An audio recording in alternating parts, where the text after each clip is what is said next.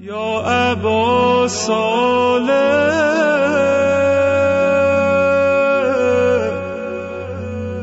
یا ابا صالح مددی یا ابا صالح مددی مددی.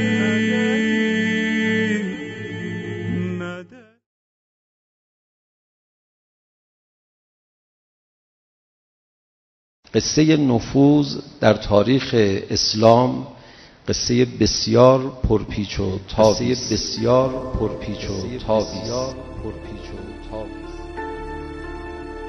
نه تنها موضوع نفوذ بلکه از اون بالاتر موضوع دیگری که باید بهش خیلی توجه کنیم نفوذ پذیران هستند، کسانی که نفوذ روی اونها تأثیر داره.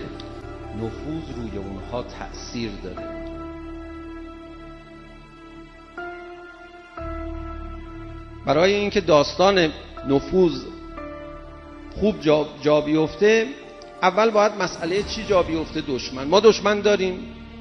حدود 88 مرتبه خداوند متعال در قرآن کریم از شیطان سخن میگه. 25 مرتبه خداوند متعال در قرآن کریم میفرماید شیطان دشمن شماست، تو دشمن داری، باور کن او دشمن دنیا و آخرت توست. دوم باید روش دشمنی دشمن رو بشناسن. روش دشمن ما که ابلیس است این گونه است، میفرماید حذرکم عدو و نفث فی الصدور خفیا و نفث فی الاذان نجیا. امیرالمومنین میفرماید من شما رو پرهیز میدم از دشمنی که در سینه ها نفوذ میکنه، مخفیانه عمل میکنه و نفس میزنه، در گوشه ها نجوا میکنه. شیوه نفوذ رو باید شناخت. قدم بعدی که باید برداریم این است که نفوذپذیران رو باید بشناسیم. نفوذپذیران چه کسانی هستند؟ امیرالمومنین علی علیه السلام میفرمود ابو موسی اشعری دلش با ما نیست. نفوذپذیران در قرآن کریم معرفی شدن و اذا قیل لهم تعالوا الی ما انزل الله و الی الرسول رأیت المنافقین یصدون عنک صدودا. نفوذپذیران رو باید بشناسیم.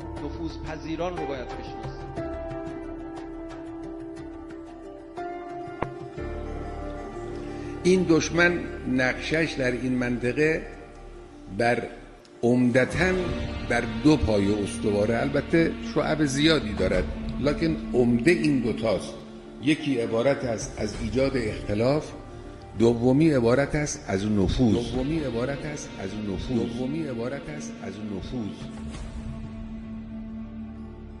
نفوذپذیران کسانی هستند که یه نوعی ولایت گریزی درشون هست. اقدام بعدی که باید در مقابل نفوذ انجام داد این است که جامعه خودمون رو به قدرت خودمون، به برتری خودمون نسبت به این دشمن و ضعف دشمن باید باورمند بکنیم، آگاه بکنیم.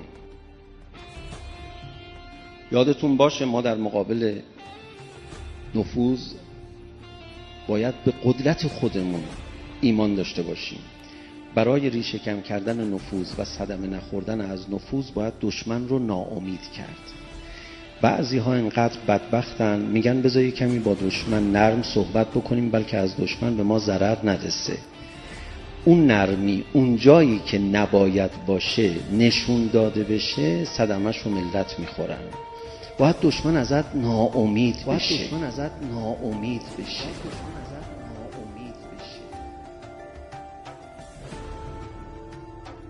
شمر هی صدا میزد، مهربون صدا میزد عباس رو شونور میکرد، داشت دق میکرد عباس جواب نمیده. میدونید چه اتفاقی افتاد؟ حسین علیه السلام فرمود عباسم قبولت دارم، برو جوابش رو بده، میدونم برات سخت. ما عباس میخوایم که تا امامش فرمان نده با دشمن دست نده.